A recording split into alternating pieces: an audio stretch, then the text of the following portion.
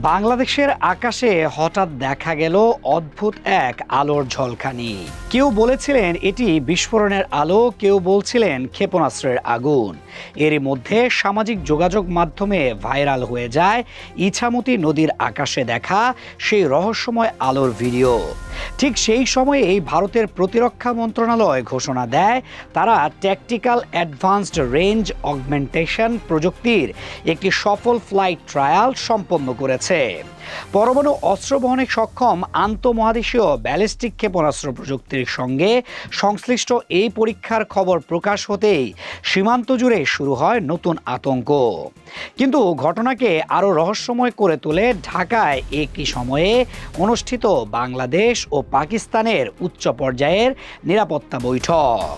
ভারতের ক্ষেপণাস্ত্র পরীক্ষার খবর যখন সীমান্তবাসীর মধ্যে উদ্বেগ তৈরি করছে, ঠিক তখনই ঢাকায় আসেন পাকিস্তানের স্বরাষ্ট্রমন্ত্রী মহসিন নাকভি।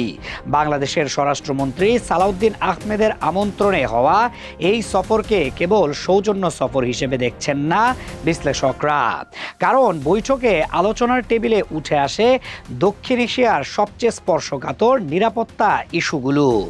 দুই দেশের মধ্যে সাইবার অপরাধ দমন, মানব পাচার প্রতিরোধ, সন্ত্রাসবাদ মোকাবেলা এবং আর্থিক অপরাধ রোধে গোয়েন্দা তথ্য আদান প্রদানের বিষয়ে আলোচনা হয়। এমনকি অপরাধীদের প্রত্যর্পণ এবং আধুনিক পুলিশিং ব্যবস্থায় প্রশিক্ষণ সহযোগিতা নিয়েও কথা হয়েছে।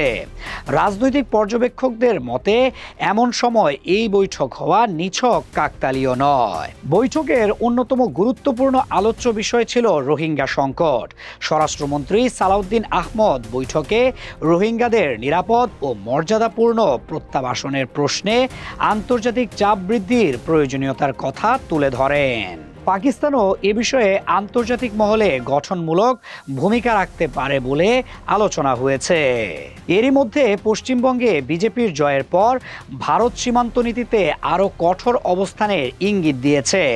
সীমান্তে নজরদারি, অনুপ্রবেশ ও নিরাপত্তা ইস্যুতে দিল্লির অবস্থান আগের চেয়ে অনেক বেশি আক্রমণাত্মক বলে মনে করছেন অনেকে। আর ঠিক এমন বাস্তবতায় বাংলাদেশের আকাশে রহস্যময় আলোর ঝলকানি এবং পাকিস্তানের সঙ্গে নিরাপত্তা বৈঠক মিলিয়ে কূটনৈতিক মহলে এখন চলছে চুলচেরা বিশ্লেষণ।